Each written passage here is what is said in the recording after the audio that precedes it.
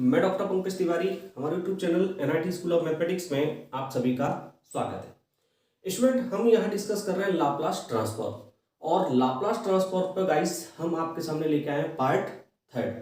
First part में student हमने discuss किया था इंट्रोडक्शन टू लाप्लास ट्रांसफॉर्म, जहां हमने आपसे डिस्कस की लाप्लास ट्रांसफॉर्म की डेफिनेशन, इंपॉर्टेंट फॉर्मूलाज। स्टूडेंट, हमने जो है फर्स्ट पार्ट में आपको लाप्लास ट्रांसफॉर्म की डेफिनेशन से फॉर्मूले किस तरीके से ड्राइव करते हैं हमने आपको ये भी सिखाया था। इसके बाद स्टूडेंट हमने आपको उसकी एप्लीकेशन के बारे में बताया, हमने आपको ट्रांसफॉर्मेशन के बारे में भी बताया। सेकंड पार्ट में स्टूडेंट हमने डिस्कस की थी आपसे एक प्रॉपर्टी फर्स्ट शिफ्टिंग थ्योरम। तो स्टूडेंट यहाँ क्या होता है कि आप की प्रॉब्लम्स में आप यहाँ कुछ प्रॉपर्टीज यूज करते हो, जैसे first shifting theorem, second shifting theorem, division bye T, multiplication bye T, है ना, इंटीग्रल प्रॉपर्टी। बहुत सारी प्रॉपर्टीज होती हैं जो कि आप यहाँ क्या करते हैं, डायरेक्ट यूज करते हैं। अगर आप प्रॉपर्टी यूज नहीं कर रहे हैं तब भी आप अपनी प्रॉब्लम सॉल्व कर सकते हैं, लेकिन स्टूडेंट वहाँ क्या होता है, प्रॉब्लम आपकी थोड़ी सी लेंदी हो जाती है। तो स्टूडेंट उसी सीरीज में हम आपसे यहाँ सेकेंड थ्योरम डिस्कस करने वाले हैं, जिसका नाम है आपका सेकेंड शिफ्टिंग थ्योरम या सेकेंड शिफ्टिंग प्रॉपर्टी। तो स्टूडेंट मैं आपको एक छोटी सी इंफॉर्मेशन दे रहा था कि न्यूमेरिकल मेथड पर हमने 3 मॉड्यूल तैयार किए हैं, मॉड्यूल फर्स्ट, सेकंड और थर्ड। तो यहाँ आईटैप पर न्यूमेरिकल मेथड से रिलेटेड एक प्लेलिस्ट हो रही होगी। अगर आपने न्यूमेरिकल मेथड पे बेस्ड लेक्चर्स अभी तक वॉच नहीं किए हैं तो आप यहाँ क्लिक करके सारे लेक्चर्स जो हैं वॉच कर सकते हैं। Student, differential equation, ordinary differential equation भी लगभग जो है पूरी अपलोड हो चुकी है। तो आप डिफरेंशियल इक्वेशन से रिलेटेड वीडियो भी प्लेलिस्ट पर जाकर NIT school of mathematics search करके प्लेलिस्ट पर जाकर वहां से वीडियोस फाइंड आउट कर सकते हैं। तो आइए स्टूडेंट हम यहाँ डिस्कस कर लेते हैं second shifting theorem. Second shifting theorem discuss करने से पहले स्टूडेंट आपको यूनिट स्टेप फंक्शन समझना बहुत जरूरी है। हम बात कर रहे हैं यूनिट स्टेप फंक्शन की, और यूनिट स्टेप फंक्शन को आप जो है हैवी साइड्स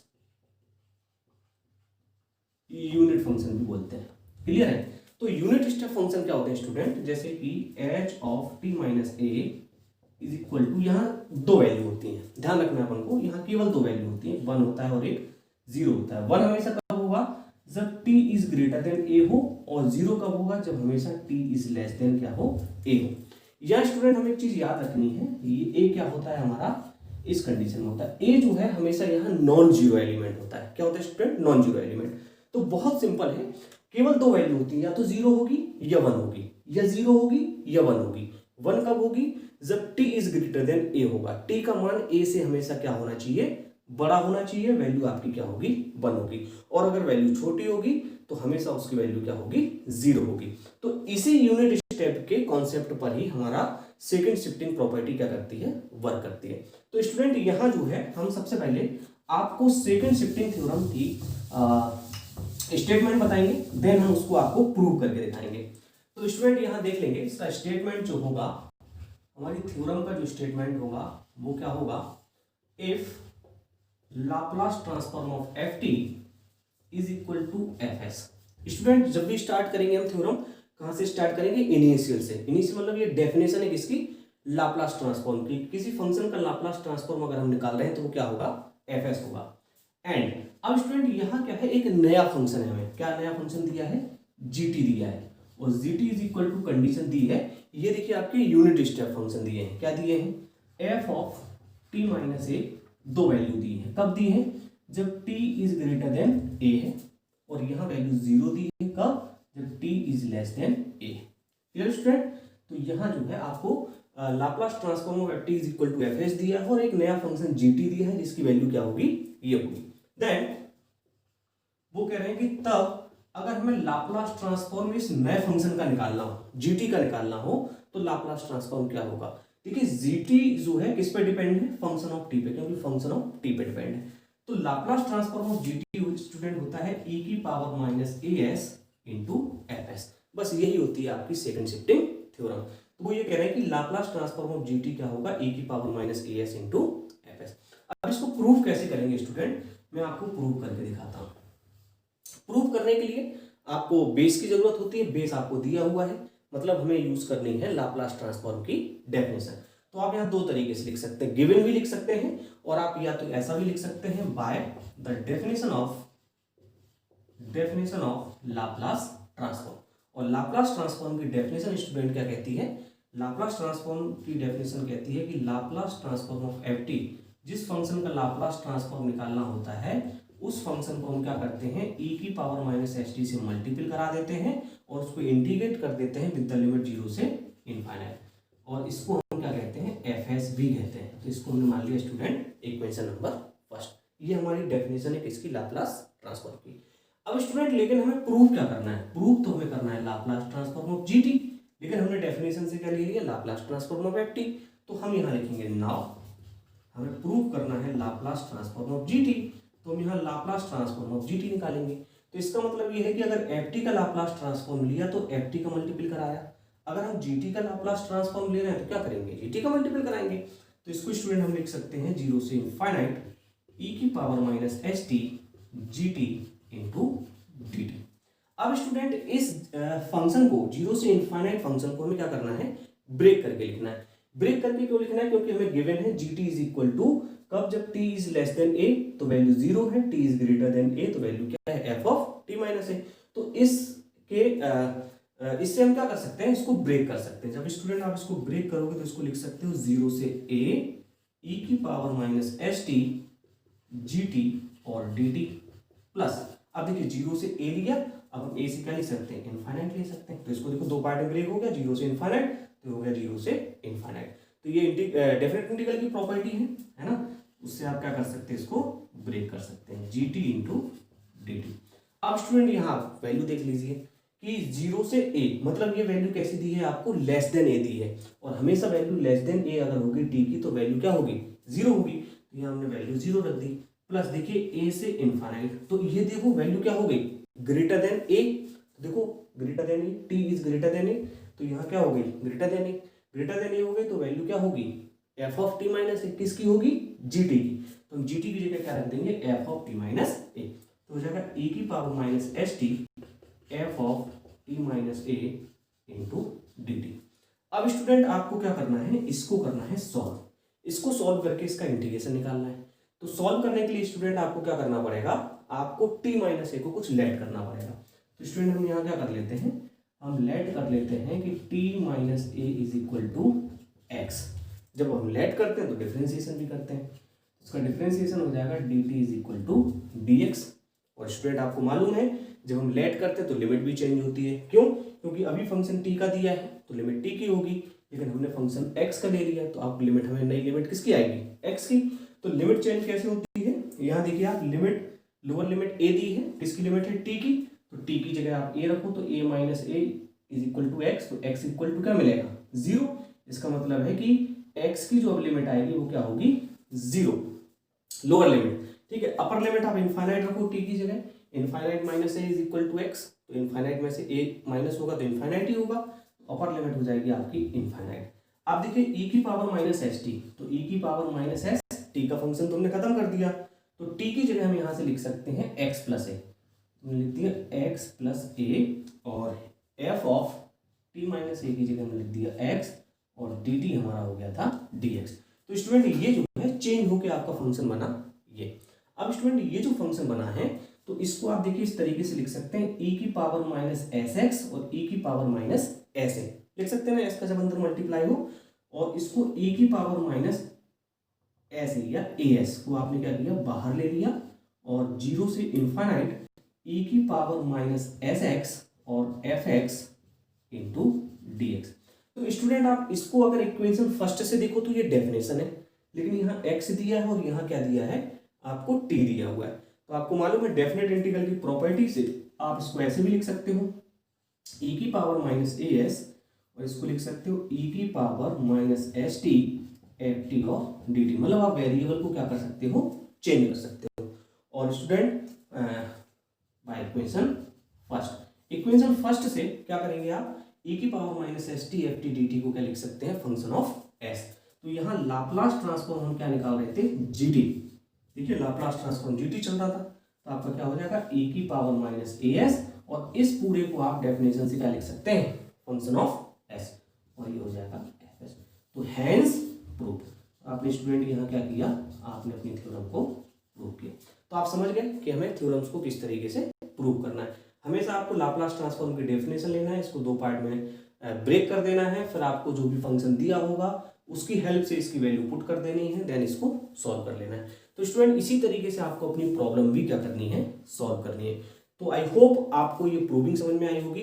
अब हम यहाँ आपसे जो है एक प्रॉब्लम डिस्कस कर लेते हैं, तो आपको जो है और बेटर समझ में आएगा। बहुत ही सिंपल प्रॉब्लम दी है, find the Laplace transform of function of F T, और जहां F T is equal to आपको ये कंडीशन दी है। तो देखिए कंडीशन क्या दी है, जब t इज ग्रेटर देन 2 तो वैल्यू 4 है, और t की वैल्यू 0 और 2 के बीच में मतलब लेस देन 2 है तो वैल्यू आपकी क्या है, 0 है। तो स्टूडेंट इसको जब हम सॉल्व करेंगे तो इसको सॉल्व करने का हमारा तरीका वही होगा। क्या तरीका होगा, लिखेंगे हम since we know that student हम जानते हैं कि Laplace transform of F T is equal to होता है 0 से इनफाइनाइट e की power minus S T F T और डी टी, जिसको हम फंक्शन ऑफ एस भी कहते हैं। This is called equation first. अब इस थ्योरम को, इस डेफिनेशन को आप ब्रेक कर देंगे कितने पार्ट में, दो पार्ट में।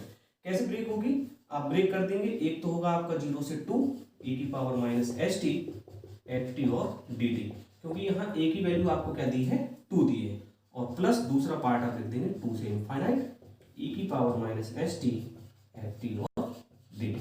तो स्टूडेंट इसको देखिए, आप समझ में आ रहा है कि अगर 0 से 2 है मतलब लेस देन 2 है तो वैल्यू क्या होगी आपकी, 0 होगी।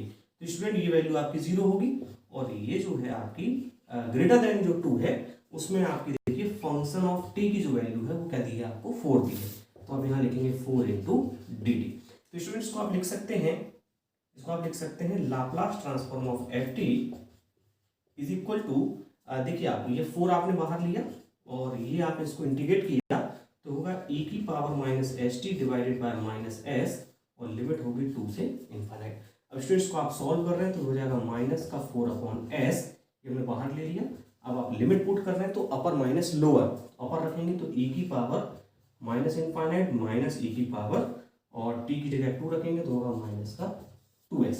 अब स्टूडेंट आपको मालूम है e की पावर इनफाइनाइट की वैल्यू क्या होती है आपकी, 0 होती है। तो इसको आप लिख सकते हैं माइनस के 4 अपॉन एस, और ये हो जाएगा 0 माइनस e की पावर माइनस 2s। तो स्टूडेंट इसको आप लिख सकते हैं कि Laplace transform of F T जो आप फाइंड आउट कर रहे थे वो हो जाएगा आपका प्लस का 4 इंटू ई की power minus 2s divided by S. तो ये आपका क्या होगा, आंसर होगा। तो आपको समझ में आया कि जिस तरीके से हमने सेकंड शिफ्टिंग प्रॉपर्टी को प्रूव किया था ब्रेक करके, उसी तरीके से हमने क्या कर लिया, अपनी प्रॉब्लम सॉल्व कर ली। तो स्टूडेंट यहाँ एक प्रॉब्लम हम आपके साथ और डिस्कस करेंगे। स्टूडेंट एक अनदर प्रॉब्लम दी है आपकी स्क्रीन पर, find Laplace transform of F T where F T is equal to this. तो स्टूडेंट समझ में आ रहा है कि अगर इसको हम दो तरीके से सॉल्व कर सकते हैं। एक तरीका तो हमारा ये कहता है कि डायरेक्ट हमने जो चीजें पढ़ी हुई हैं, हमने डायरेक्ट जो थ्योरम पढ़ी हुई है उस थ्योरम से भी कर सकते हैं, और थ्योरम जिस तरीके से हमने प्रूव की उस तरीके से भी कर सकते हैं। तो सर दो तरीके से सॉल्व करने का क्या मतलब हुआ, मतलब ये हुआ कि स्टूडेंट अगर ये आपसे 5, 6, 7 नंबर में पूछी जाती है तो आप क्या करेंगे, इसको डायरेक्ट सॉल्व नहीं कर सकते, है ना, क्योंकि जो है आपको मार्क्स अगर ज़्यादा पूछे जा रहे हैं तो आपको इसको बिल्कुल डिटेल में सॉल्व करना पड़ेगा। और स्टूडेंट अगर ये कहीं आप किसी प्रॉब्लम के बीच में यूज़ कर रहे हो तो आप डायरेक्ट यूज़ कर सकते हो, आप ऑब्जेक्टिव बना रहे हो तो डायरेक्ट यूज़ कर सकते हो, समझ रहे हैं आप। तो आप अपनी रिक्वायरमेंट के हिसाब से इसको क्या करेंगे, सॉल्व करेंगे। मैं आपको यहाँ दोनों तरीके से सॉल्व करके दिखाता हूँ, है ना। तो यहाँ सबसे पहले हम उसी तरीके से सॉल्व करेंगे जिस तरीके से अभी हम सॉल्व करते हैं। तो हम कैसे सॉल्व करते हैं, सिंस वी नो दैट, हम सबसे पहले लिखेंगे सिंस वी नो दैट। हम क्या जानते हैं, हम जानते हैं कि लाप्लास ट्रांसफॉर्म की डेफिनेशन क्या कहती है, L F T is equals to 0 से इनफाइनाइट ई की power minus S T F T और डी टी, जिसको हम एफ एस भी कहते हैं। This is called equation first. अब स्टूडेंट हम क्या करेंगे, इसको ब्रेक करेंगे दो पार्ट में। दो पार्ट में कैसे ब्रेक करेंगे, हम इसको ब्रेक कर सकते हैं 0 से a e की power minus S T F T D T, और दूसरा पार्ट हमारा होगा a से इनफाइनाइट e की power minus S T F T और डी टी। तो स्टूडेंट यहाँ देखेंगे आप, जब आपका वैल्यू लेस देन a है, तो लेस देन a है तो वैल्यू क्या है, 0 है, मतलब ये वाली वैल्यू क्या हो जाएगी आपकी, 0 हो जाएगी। जब ग्रेटर देन a है तो वहां वैल्यू आपको दी है e की पावर t माइनस ए, किसकी, फंक्शन ऑफ t की। तो फंक्शन ऑफ t की जगह पहले तो हम e की power minus S T same लिखेंगे, और फंक्शन ऑफ t की जगह में रख देंगे e की power t minus A into D T. Clear student. अब हम क्या करेंगे स्टूडेंट्स, इसको सॉल्व करेंगे। सॉल्व करने के लिए आपको क्या करना है, आप इसको दो तरीके से सॉल्व कर सकते हैं, है ना। दो तरीके से कैसे सॉल्व होगी, आप दो तरीके से इसको सॉल्व ऐसे कर सकते हैं स्टूडेंट कि आप इसको लिख सकते हैं, देखिए ए से इनफाइनाइट, या तो आप टी माइनस ए को कुछ लेट कर लें, है ना, आप ऐसे भी कर सकते हैं, लेकिन ये बेस इक्वल है और ई की पावर इसको लिख सकते हैं टी इंटू ई की पावर माइनस ए, तो ई की पावर माइनस ए हमने बाहर ले लिया, क्लियर है। तो यहाँ बच रहा है ई की पावर माइनस एच टी और यहाँ बच रहा है ई की power T into D T. अब बेस इक्वल है तो पावर क्या हो जाएंगी, इनकी ऐड हो जाएंगे।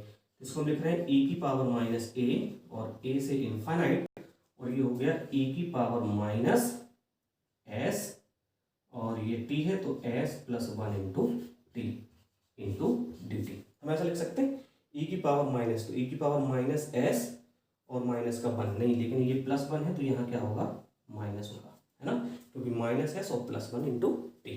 क्लियर है स्टूडेंट।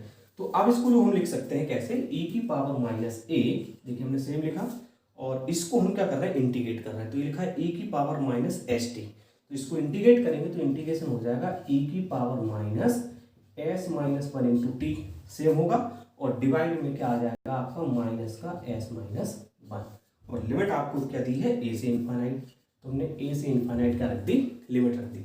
अब स्टूडेंट यहाँ देखिए e की power minus A divided bye minus S minus one, आप देखेंगे ध्यान से, अब हम लिमिट क्या कर रहे हैं, यूज कर रहे हैं, तो अपर माइनस लोअर, तो e की पावर माइनस इनफाइनाइट हो जाएगा माइनस e की power minus S minus one into A हो जाएगा, क्लियर है, क्योंकि हमें t की जगह ये रखना है, क्लियर। तो इसको स्टूडेंट इसको हम लिख सकते हैं माइनस e की power minus A divided by S minus A, और ये तो वैल्यू देखो e की पावर इनफाइनाइट जीरो होगा, माइनस इनफाइनाइट, तो जीरो माइनस e की पावर ये हो जाएगा आपका माइनस का ए एस, और इसको आप लिख सकते हैं साथ में माइनस माइनस प्लस, और e की पावर ए हो जाएगा, क्लियर है।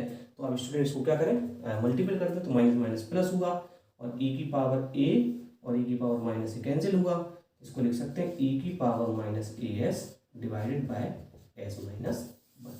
तो ये स्टूडेंट क्या होगा आपका, Laplace transform of F T. तो इस तरीके से आपने क्या कर लिया, Laplace transform of F T solve कर लिया। अब स्टूडेंट इसको अगर हम डायरेक्ट सॉल्व करना चाहें अपनी थ्योरम से, किससे सॉल्व करना चाहें, थ्योरम से, तो स्टूडेंट उसके लिए हम थोड़ा सा कुछ पोर्शन यहाँ साफ करके आपको दिखाते हैं, है ना। ये तो आपने देख लिया कि आपने डिटेल में जो सॉल्व करना हुआ तो आपने कैसे सॉल्व किया। आप देखिए इसको आप यूज कर रहे हैं, कैसे सॉल्व कर रहे हैं, अपनी डायरेक्ट प्रॉपर्टी से सॉल्व कर रहे हैं। तो डायरेक्ट प्रॉपर्टी हमारी क्या कहती है, डायरेक्ट प्रॉपर्टी कहती है कि अगर हमें लाप्लास ट्रांसफॉर्म ऑफ जीटी निकालना है तो क्या होता है, e की power minus A S into F S. तो इसका मतलब ये होता है स्टूडेंट, ये जो t माइनस ए दिया है ना, तो ये हमने क्या पढ़ा था, f ऑफ t माइनस ए पढ़ा था, है ना, क्या पढ़ा था, f of t minus A.